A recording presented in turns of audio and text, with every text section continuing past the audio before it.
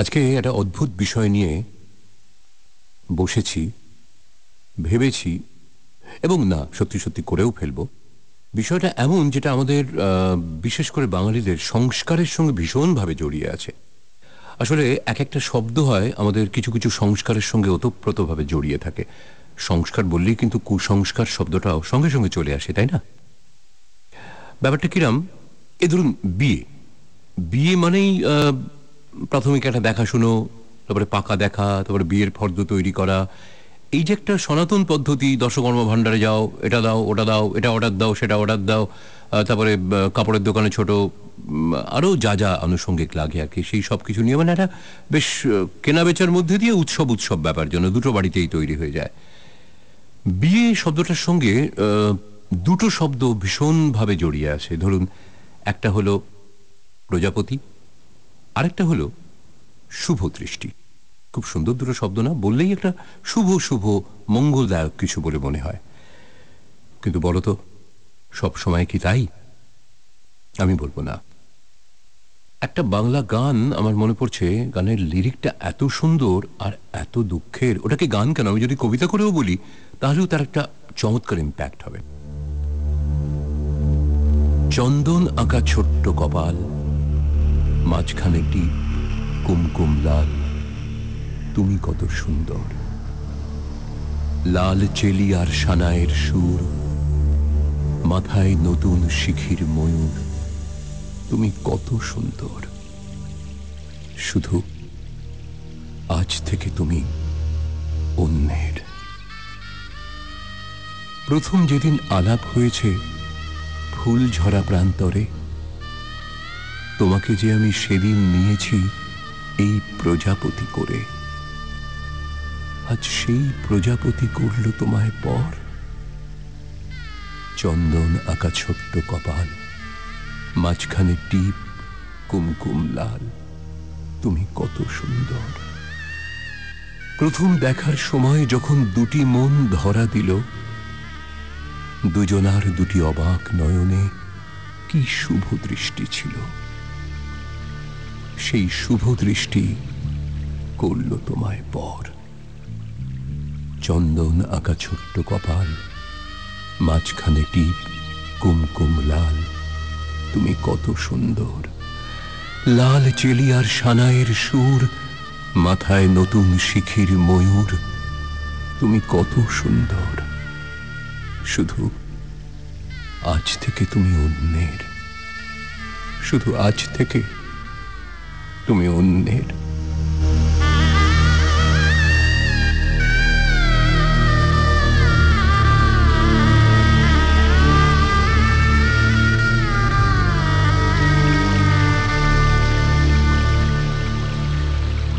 খুব ভালো ভালো কথা, মঙ্গলদায়ক কথা, কিন্তু অবস্থার পরিপ্রেক্ষিতে কি নিদারুণ হয়ে দেখা দেয়, তাই না? যদি প্রশ্ন করো, আরে রহস্য রোমাঞ্চে আবার এমন দুঃখ দুঃখ রোম্যান্টিক কবিতার কথা, বিয়ের কথা এসব আসছে কোত্থেকে? আমি পাল্টা বলবো, না এসে কোনো রাস্তা নেই, তাই আসছে, অনিবার্যভাবে আসছে। কবিতার জগৎটাই তো রহস্যে ভরা। তারপর বিয়ে, এই ব্যাপারটাই কি কম রহস্যের? বিবাহ মানে বি পূর্বক বহ ধাতু ঘ ইয় প্রত্যয়, মানে একজনকে আজীবন বহন করবার প্রতিশ্রুতি, এমন ব্যাখ্যা শাস্ত্রকারেরা দিয়েছেন।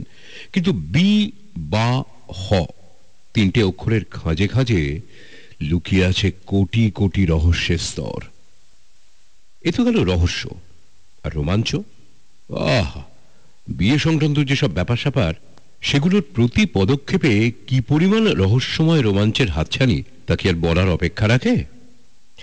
রহস্য অবশ্য আরো আছে, মানে তারও আগে। এ ধরো হাত দেখা, কোষ্ঠী বিচার, সে যে রাজ্যটোক, মণিকাঞ্চন, নবম পঞ্চম, বাপরে, সব ঘনঘোর রহস্যে ভরা। জ্যোতিষশাস্ত্রের গমগমে জমজমার জগৎ, তার মধ্যেও রহস্য গিজগিজ করছে। বিখ্যাত বিখ্যাত সব উপাধিধারী, যারা কি অসামান্য দক্ষতায় গ্রহ নক্ষত্রের নাড়ি ভুঁড়ি ঘেঁটে ইতিহাস ভূগোল বিজ্ঞান নাড়াচাড়া করে সব জটিল জটিল সমস্যার প্রতিবিধান বাঁচতে দিচ্ছেন, এটাও কি কম রহস্যের? দুমদাম যখন মিলে যায়, কি রোমাঞ্চকর ব্যাপারটা হয় বলতো। অবশ্য এর ঠিক ভুল ভালো মন্দ দুটো দিকই আছে। আজ যত রহস্য, যত রোমাঞ্চ, সবই জ্যোতিষকে ঘিরেই, মানে জ্যোতিষ শাস্ত্রকে ঘিরে। আমি একটা অদ্ভুত গল্প পেয়েছিলাম জানেন, গল্প বলবো না, একটা গল্পের ক্রিম পেয়েছিলাম। সময়টা কোন সময় বলি, আশাপূর্ণা দেবী সবে মারা গেছেন। 1-2 মাসের মধ্যেই একটি পত্রিকাতে আশাপূর্ণা দেবীর অপ্রকাশিত রচনা বলে একটা লেখা ছাপা হয়ে বেরোলো। খুব বেশি হলে 10-12 লাইন। আসলে ওটা কোনো গল্পই নয়, একটা গল্পের স্কেচ করা আছে মাত্র। ওটাকে বাড়িয়ে গল্পের একটা আকার দেবেন ভেবেছিলেন, কিন্তু আমি সেই ছোট্ট লেখাটুকু পড়ে সত্যি কথা বলতে কি মনে হলো যে এর মধ্যে একটা বিস্ফোরক পদার্থ যেন লুকিয়ে আছে। মানে একটা ওইটুকুনি গল্পের স্কেচ, সেটা যে কত রকম দিকে তার গতি প্রকৃতি পাল্টে পাল্টে গেছে, মানে অবিশ্বাস্য। এমন একটা তাগিদ ভেতর থেকে এলো, এরকম কখনো হয় না। হয়তো আশাপূর্ণা দেবী বলেই হয়েছিল আমাদের বাংলা সাহিত্যের যতজন আছেন তাদের মধ্যে অন্যতম শ্রদ্ধেয়া সাহিত্যিক। বাঙালির সামাজিক জীবনটাকে একেবারে কুড়ে কুড়ে খেয়েছেন, চোখে আঙুল দিয়ে দেখিয়ে দিয়েছেন তার গলদ কোথায়, তার ভালো কোথায়, সবটা। সেই লেখাটা পড়ার পরে আমি মানে বলতে গেলে সঙ্গে সঙ্গে বসে পড়ে ওইটাকে একটু ডেভেলপ করার চেষ্টা করলাম, একটু নাটকীয় রূপ দিয়ে। আজ প্রথমে আপনাদের শোনাবো সেই গল্পটা, নাম যার শুভ দৃষ্টি।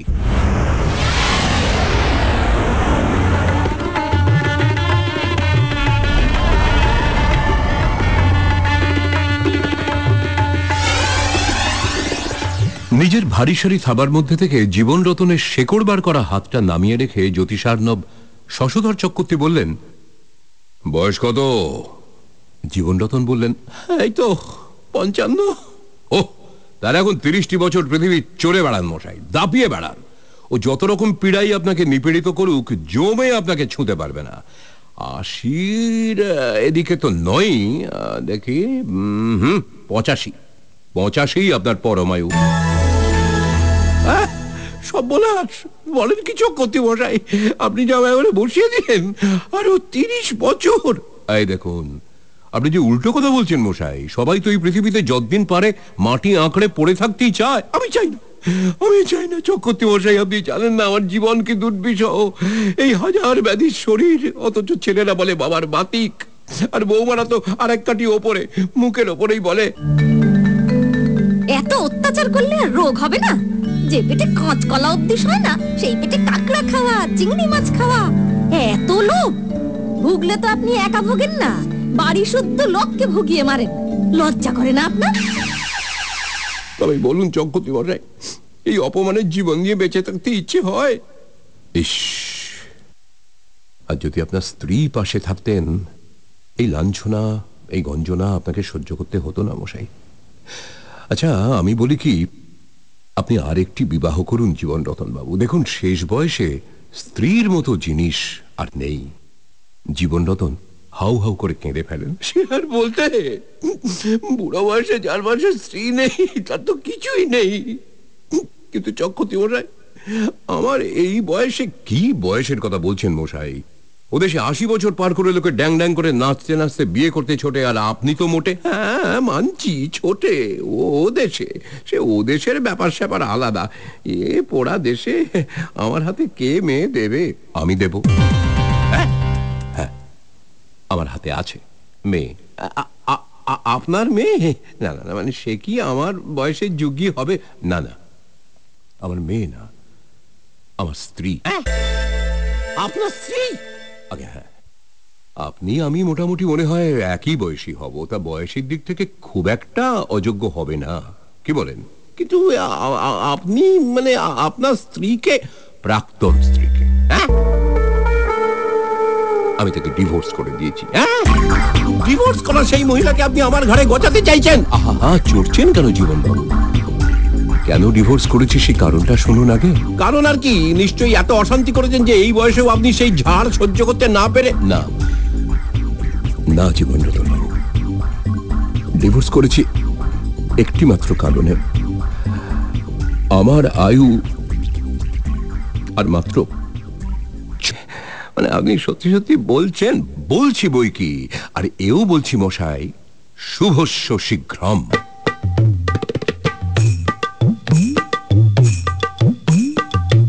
জীবনবাবু, আহ্লাদে কাঁপতে কাঁপতে জ্যোতিষার্ণবের চেম্বার থেকে বেরিয়ে মোড়ের মাথায় একবার স্থির হয়ে দাঁড়ালেন। উত্তেজনায় আনন্দে তার তখন তুরীয় অবস্থা।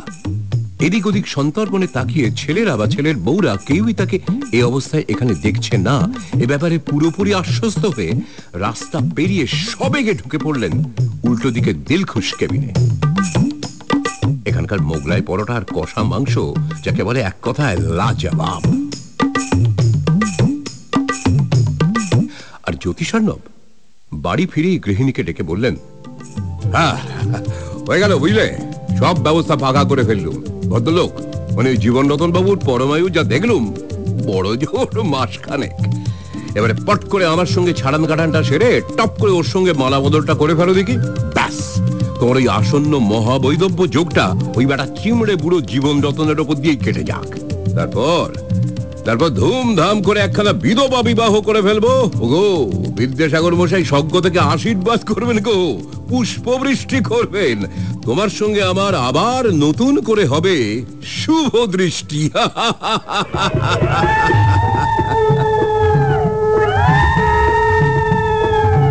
আজকে যাচ্ছ বরের সাজে, গলায় মালা পরে, কত ধানে কত চাল বুঝবে দুদিন পরে।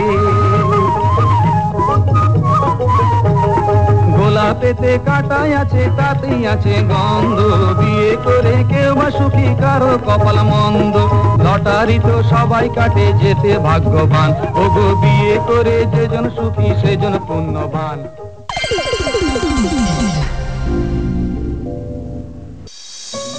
তুমি শুনছো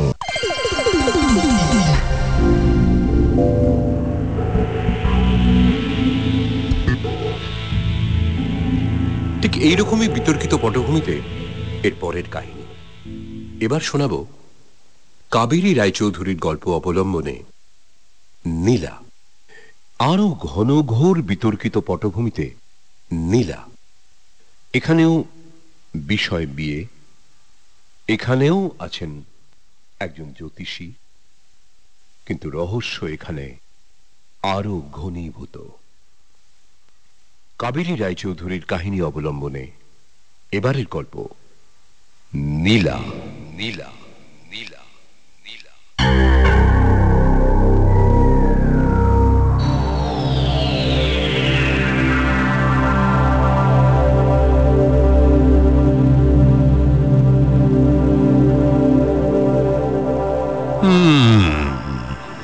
বাম হাতের অনামিকায় রক্তমুখী প্রবাল আর মধ্যমায় ক্যাটসাই, আর ডান হাতের তর্জনীতে নীলা।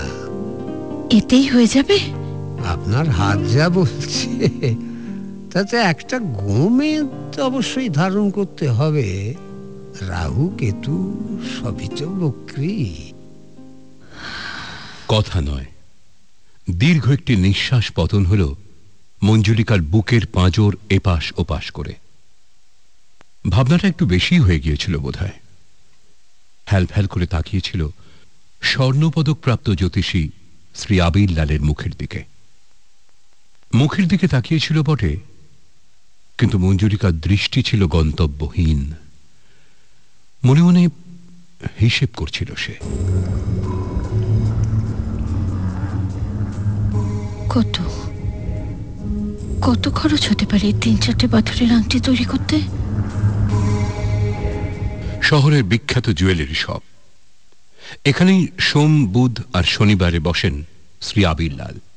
মাপা সময় বিকেল 5টা থেকে সন্ধ্যে 7টা।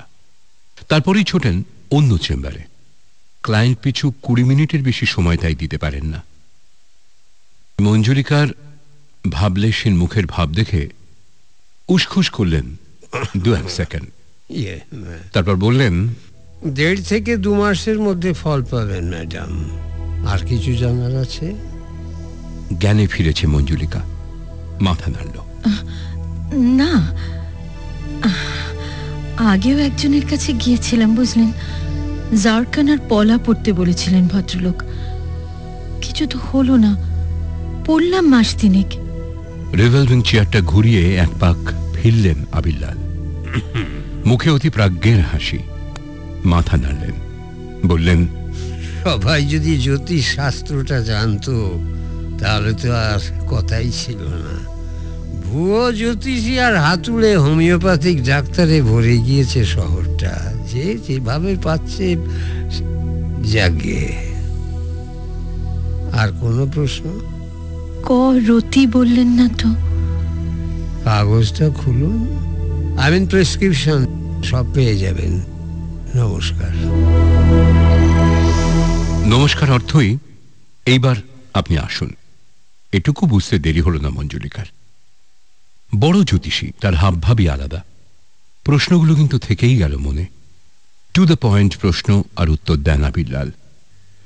যে প্রশ্নগুলো মনে ছিল সেগুলো এই রকম। কাজ হবে তো? ধরুন যদি না হয়? আসলে 2-3 জন জ্যোতিষী তো ঘুরলাম। আপনার উপর যদিও অনেক ভরসা। আমার এক বন্ধুর তো বাচ্চা হচ্ছিল না, আপনি কি যেন পড়ার বিধান দিলেন, আর আপনার সময় মতোই কনসিভ করে গেল। কত হতাশা নিয়ে এসেছি বুঝতে পারছেন তো? এই সব কথাগুলো মনের মধ্যে ঘুরেই বেড়ালো, মুখ ফুটে বলা হলো না। আচ্ছা, নমস্কার।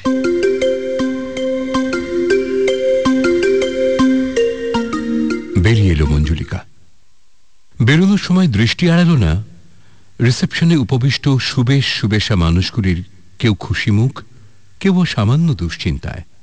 কিন্তু প্রায় সকলেরই আঙুলে অন্তত একটি পাথরের সদর্প উপস্থিতি। এদের দেখলে মনে সন্দেহ হওয়ার কারণ থাকে না কোনো। কারো মধ্যেই জীর্ণতা নেই, দীনতা নেই। অন্তত ভালো, একটু আশার আলো যেন দেখতে পাচ্ছে মঞ্জুলিকা। দোকানেই রিসেপশনে জিজ্ঞেস করে নিল, খরচ কত হতে পারে? উত্তর এলো প্রায় যন্ত্রের মতো, 3টে মিলিয়ে 28,000 আর নীলা আরো 22 সোনা ছাড়া। সুবেশা বিক্রেতা মেয়েটির এই মূল্যমান যেন ঠোঁটস্থ। প্রায় 50।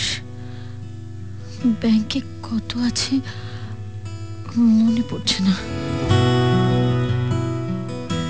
পাসবুকের চেহারাটা মনে করার চেষ্টা করল মঞ্জুলিকা।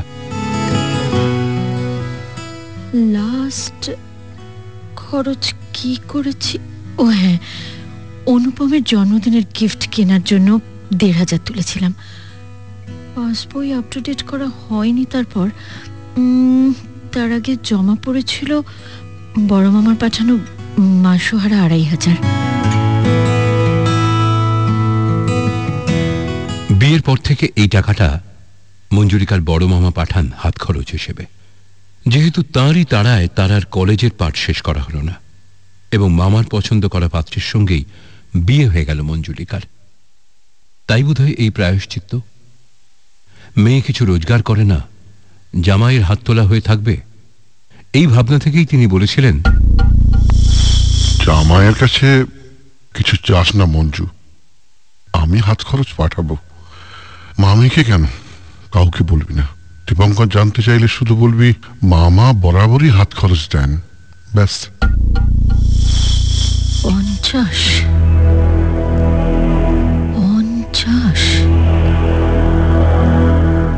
ভাবতে ভাবতে দ্রুত বাড়ির দিকে পা বাড়ালো মঞ্জুলিকা। দীপঙ্করের ফেরার আগে ফিরতে হবে, নাহলে আজ না হয় কাল সে ঘুরিয়ে ফিরিয়ে ঠিক জিজ্ঞেস করবি। মঞ্জুলিকা চাকরি করে না, ফলে বন্ধু বান্ধব বেশি নেই। বাড়ির বাইরে যাওয়া মানে দোকানপাট করা অথবা মামার বাড়ি যাওয়া। নিজের সুবিধের জন্য 4টে বালিশের ঢাকনা কিনে ফেলল মঞ্জুলিকা। মাথার মধ্যে 50,000-এর চিন্তাটা আঠার মতো লেপটে আছে। এর আগে 2টো স্টোন কিনতেই 7,500 পড়েছিল। ঘরের উপর ছিল, তাই মেকিং চার্জ ছাড়া আর কিছুই দিতে হয়নি শেখরাকে। এবার শুধু স্টোনেই প্রায় 50,000। সব খরচ একটা অর্থ পাবে যদি অনুপমের সঙ্গে সম্পর্কটা পাকাপাকি হয়। তাহলে আর কোনো দুঃখই থাকবে না মনে।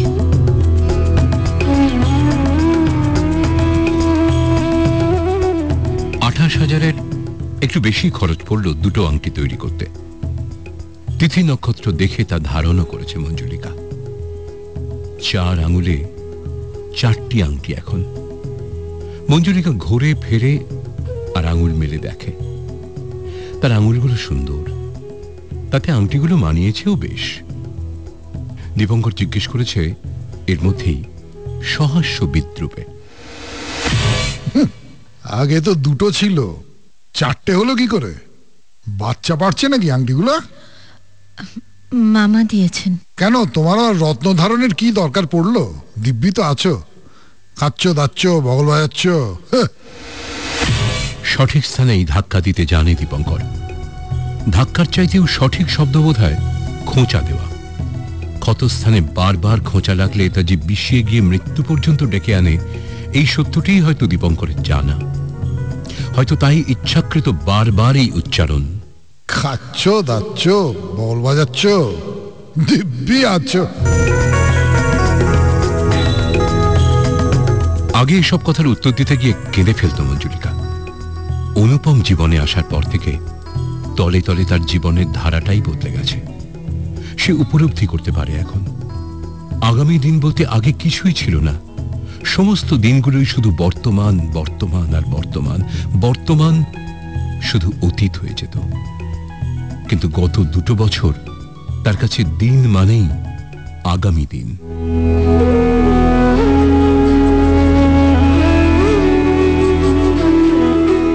স্বপ্নগুলো এইভাবে আসে একটার পর একটা। অনুপম সাথীর কাছ থেকে মুক্তি পেয়েছে,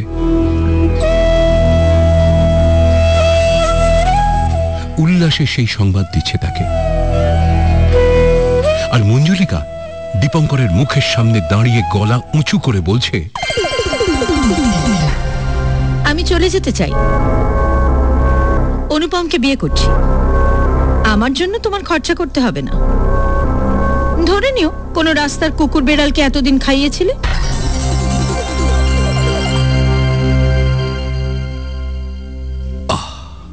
তারপরই মুক্তি। ভালোবাসা দেবে আর নেবে তারা পরস্পর, মঞ্জুলিকা আর অনুপম। সেই ভালোবাসা যার আবেগ সমুদ্র তলদেশের চেয়েও গভীর।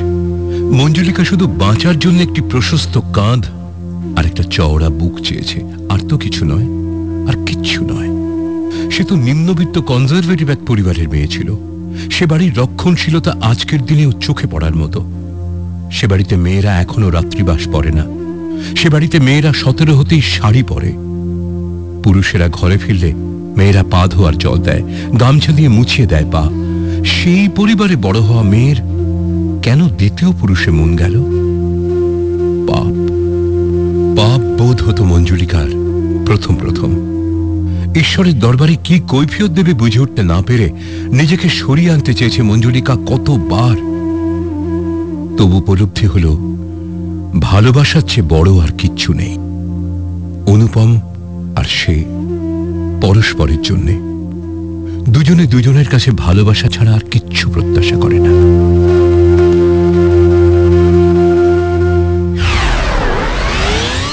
দিব্যি আছো, খাচ্ছ দাচ্ছ, বগল বাজাচ্ছ, দিব্যি আছো। খাচ্ছ দাচ্ছ, বগল বাজাচ্ছ, দিব্যি আছো। দীপঙ্করের হুল ফোটানো কথা সোজা বুকে গিয়ে বেঁধলেও আঙুলগুলো সামনে মেলে নতুন আংটি দুটোকে দেখল মঞ্জুলিকা এই মুহূর্তে। কোথা থেকে যেন বল পেল, ভরসা পেল। আর বেশি দিন খরচ করতে হবে না তোমায়। কি কি বললে? এমন তীক্ষ্ণ উত্তর আচমকা প্রত্যাশা করেনি দীপঙ্কর। ভুরু কুঁচকে চোখের কোণা দিয়ে দেখল তাকে কিছুক্ষণ। সে দৃষ্টি সহ্য করা যায় না। কণ্ঠস্বরেও দীপঙ্করের তীব্র ঝাঁঝ। ডিপ্লোম্যাটিক ডায়ালগ দিচ্ছ যে, কথাটার মানে আর একটু খোলসা করে বলো। আমার বুদ্ধিটা আবার তোমার মতো মণিমাণিক্য রত্নরাজি খচিত নয় কি না?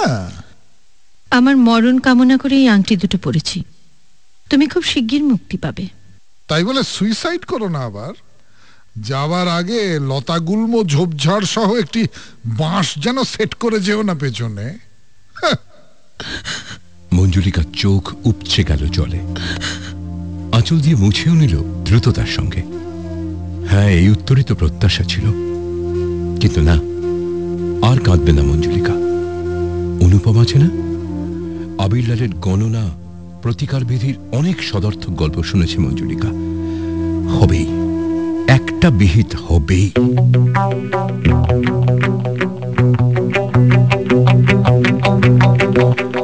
আরো 3টে মাস কেটে গেল। উল্টে পাল্টে আংটিগুলো দেখে মঞ্জুলিকা।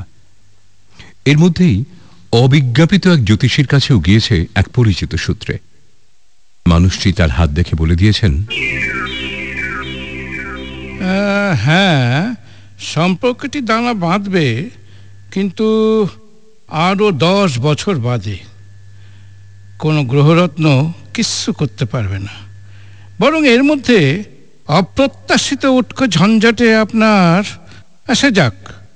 মোটের ওপর পরিস্থিতি তেমন অনুকূল নয়, আর এই মুহূর্তে আমি আপনাকে না, এখন কোনো স্টোন পড়ার পরামর্শ দেব না। মানুষটার কথাবার্তা বেশ চাঁচা ছোলা, যদিও বিশেষ মনোপ্রুত হয়নি মঞ্জুলিকার। তাই দ্বিতীয়বার আর তার সঙ্গে যোগাযোগ করার চেষ্টাও করেনি সে। অনুপমের সঙ্গে এর মধ্যে তাকে আশ্বস্ত করেছেন, ধৈর্য ধরুন, হবে হবে। কিন্তু কবে? নীলা কেনার সামর্থ্য আমার নেই, বিশ্বাস করুন। তার বদলে যদি সবুরে মেয়া ফলে মঞ্জু দেবী, কথাটা মানেন তো? আপনার যা দশা চলছে এখন, তাতে রাহু আপনার লগ্নের অন্তর্গত, কেতুর অবস্থাও সন্তোষজনক নয়। তাছাড়া ওভারঅল এখন শনি খুব খারাপ অবস্থানে রয়েছে গোটা ভারতবর্ষের রাশি চক্রে।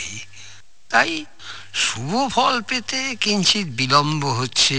কি করা যাবে বলুন?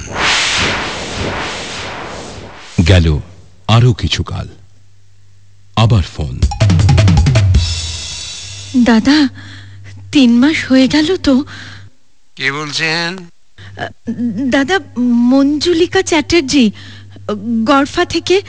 সে যে হ্যাঁ, কি যেন প্রবলেম ছিল আপনার? দাদা, জীব জড়িয়ে যায় মঞ্জুলিকার। পরকীয়া প্রেমের সাফল্যের কথা বারবার জানতে চাইবে কি করে? তবু বলে, দাদা, ওই যে আমার বিয়ের ব্যাপারটা। হ্যাঁ, আচ্ছা আচ্ছা আচ্ছা, হবে হবে হবে। এক কাজ করুন তো, আসুন তো একবার আমার পার্সোনাল চেম্বারে, ঠিকানা লিখে নিন। পার্সোনাল চেম্বারে বললাম এই জন্যে, কারণ তাহলে একটু বেশি সময় নিয়ে খুঁটিয়ে দেখতে পারবো আর কি। গড়িয়া পেরিয়ে আরো ডান দিক বাঁ দিক করতে করতে অবশেষে আবিরলালের জ্যোতিষালয়ের সন্ধান পাওয়া গেল। অদ্ভুত বাড়িটা, বেশ ঘন লোকালয়ের মধ্যে থেকেও তার চারপাশ জুড়ে অসম্ভব নির্জনতা। বাড়ির প্রবেশপথটা সংকীর্ণ এবং বেশ লম্বা।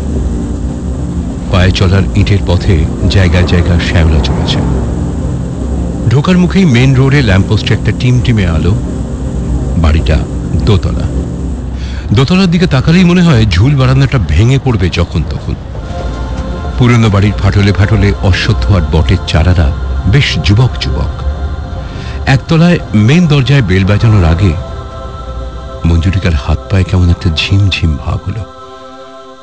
বাজাবে কি বাজাবে না ভাবল 2-4 বার। তারপর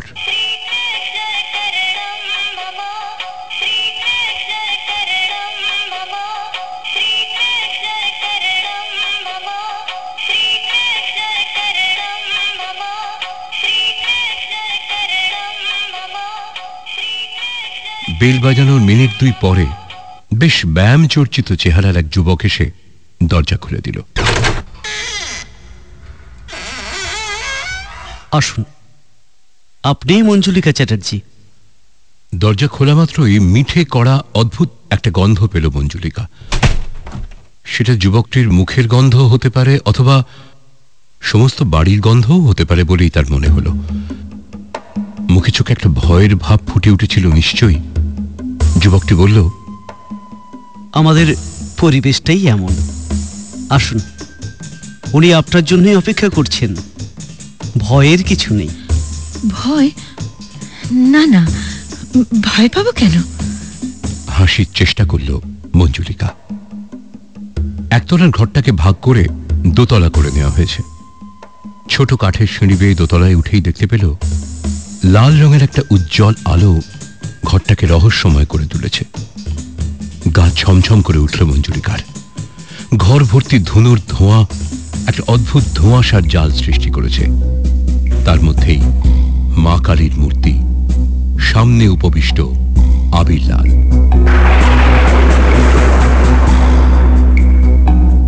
মঞ্জুলিকাকে দেখে বললেন, আসুন আসুন, পুজো শেষ করলাম মাত্র। ভয় করছে? না না। হৃৎপিণ্ডটা যেন ছিটকে বেরিয়ে আসতে চাইছে মঞ্জুলিকার, তবু মুখে একটা হাসির চেষ্টা করল প্রাণপণ। বসো।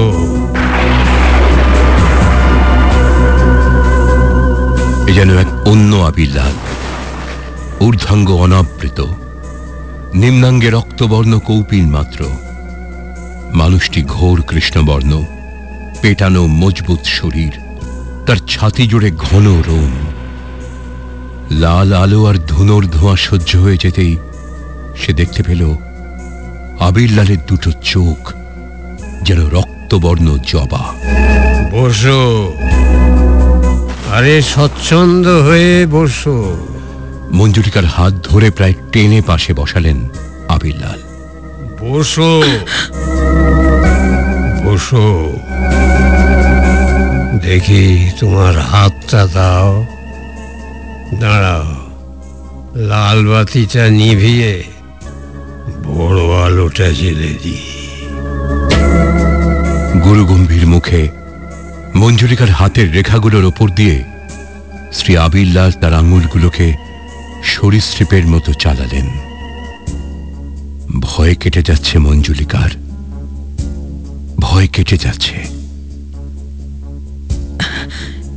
কেমন দেখছেন?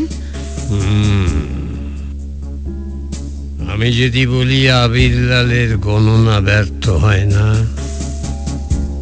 তুমি তোমার ভালোবাসাকে পাবে সশরীরে, দেহে মনে, এমন ভাবে পাবে যার থেকে তোমার জীবনে আর মুক্তি নেই। একমাত্র মৃত্যুই পারবে তোমাদের বিচ্ছেদ ঘটাতে। বিশ্বাস হচ্ছে? যে ইচ্ছা লালন করে আসছে এত দিন ধরে মনে মনে, সদর্থকভাবে তা পূরণ হবে ভাবতেই সর্বাঙ্গ কাঁপছে যেন মঞ্জুলিকার। বিশ্বাস অবিশ্বাস নিয়ে তাকিয়ে আছে অপলকে আবির লালের মুখের দিকে। কেমন অর্থবহ হাসি হাসলেন আবির লাল। অর্থবহ হলেও তার অর্থ যেন বুঝতে পারল না মঞ্জুলিকা। কি বলা যাবে একে? ধন্ধে ফেলা হাসি। আবারও বললেন, কটা দিন ধৈর্য ধরা যায় না? মাঝে এসো, কয়েকটা পুজো করব আমি তোমার জন্যে। এই পুজোয় তোমাকে চাই। আগামী মঙ্গলবার ঠিক 6:45 মধ্যে আসবে। শুভ দিন। 7টায় পুজোয় বসবো। যজ্ঞের জন্য কিছু খরচ হবে, ধরো 1,003 টাকা।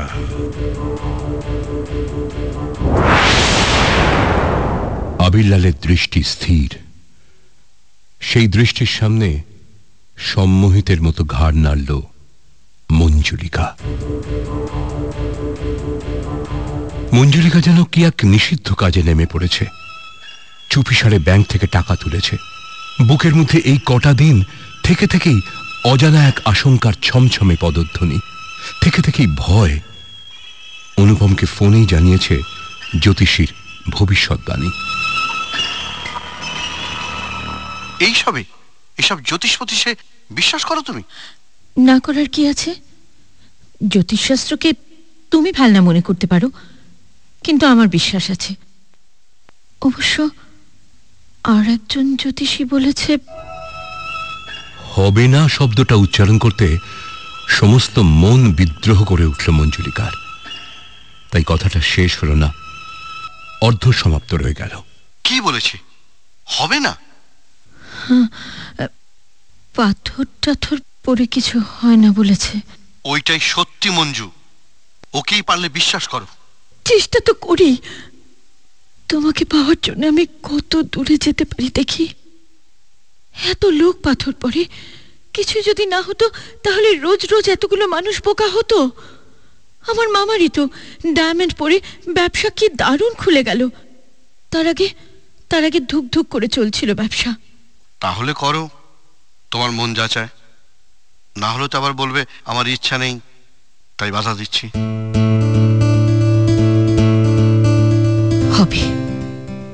হবেই কিছু।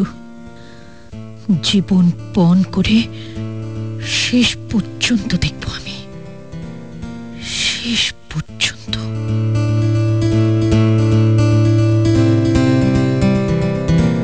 মনের ওপর তো কারোর কোনো নিয়ন্ত্রণ নেই। অজানা মন মাঝে মাঝেই কু গায়, আবার কখনো কখনো অজানা সুখ বোধে উদ্বেলিতও হয়। দীপঙ্করের হাত থেকে চিরদিনের জন্য মুক্তি, আর তারপর অনুপমের সঙ্গে বৃহস্পতিবার থেকে মঙ্গলবার প্রতিটি পল যেন বছর সমান।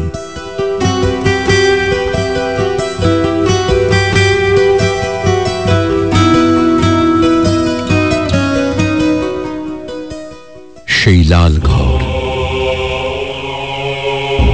ভেতরে তখন ধূপ ধুনোর গন্ধ আর ধোঁয়ার ধোঁয়াশা।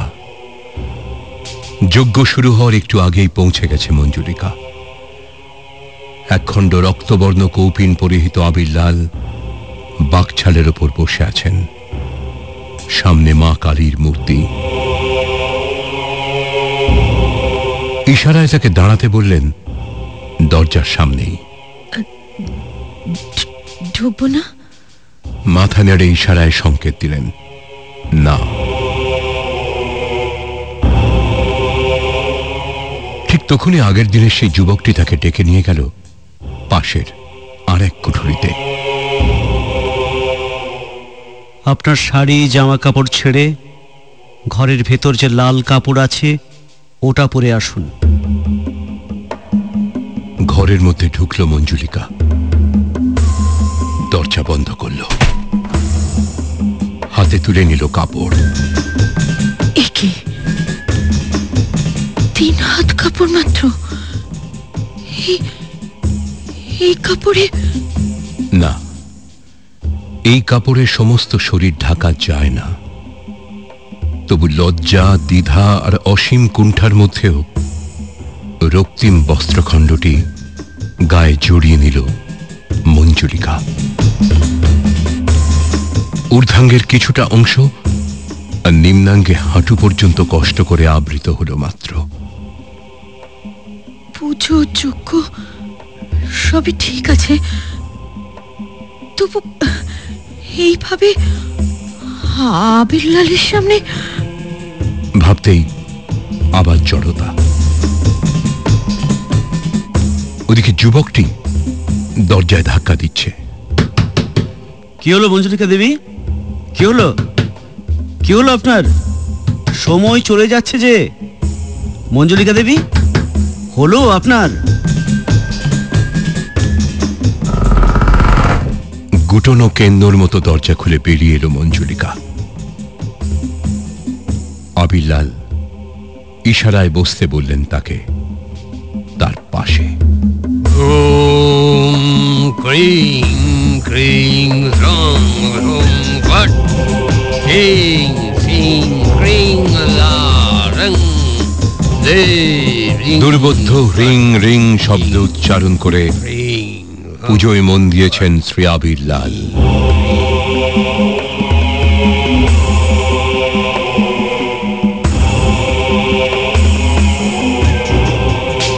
এক প্রস্থ পুজো পাঠের পর পাথরের গেলাসে এক প্রকার পানীয় দিলেন মঞ্জুলিকার হাতে, বললেন, সেবন করো, সেবন করো মঞ্জুলিকা, সেবন করো। ওম শ্রীং ফ্রিং ফটস গ্রিং ওম ক্রিং লিং শ্রীং ফা ওম ক্রিং ক্রিং ক্রিং ফট লিং শ্রীং ওম শ্রীং ফ্রিং ফা।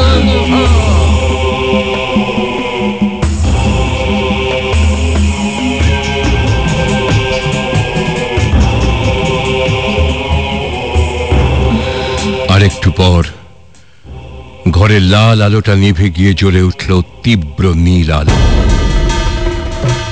মঞ্জুলিকা অশ্বারোহীর মতো উপবিষ্ট শ্রী আবির লালের ওপর।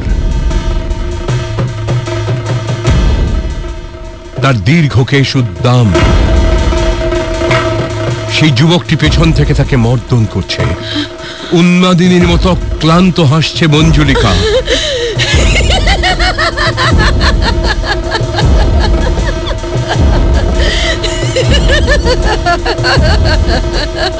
এমন হাসি যা এর আগে সে কোনোদিন কখনো হাসেনি। ভঙ্গিমা পরিবর্তন হলো মুহূর্তেই। আবির লাল ও যুবক দুজনেই তখন মাংস খাদক, আর হরিণী স্বেচ্ছায় বিলিয়ে দিচ্ছে তার শরীর। পূত যজ্ঞের বিচিত্র ক্রিয়া বিক্রিয়া প্রক্রিয়ায় মঞ্জুলিকার সব কিছু তখন বিস্মৃতির অতলে।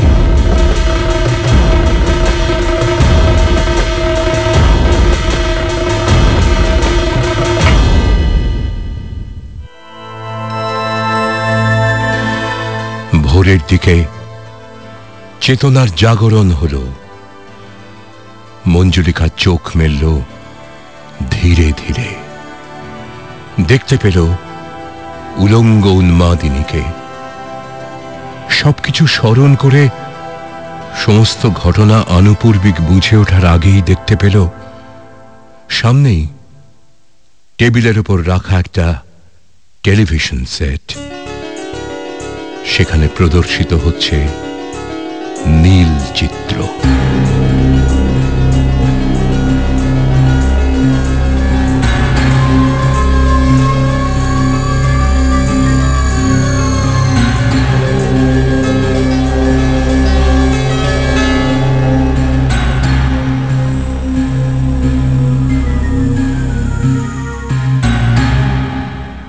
এরপর আর কোনো কথা বলার থাকে কি?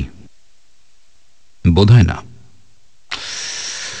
আসলে জীবন এইরকমই, রহস্য রোমাঞ্চের ঠাসা ভরপুর।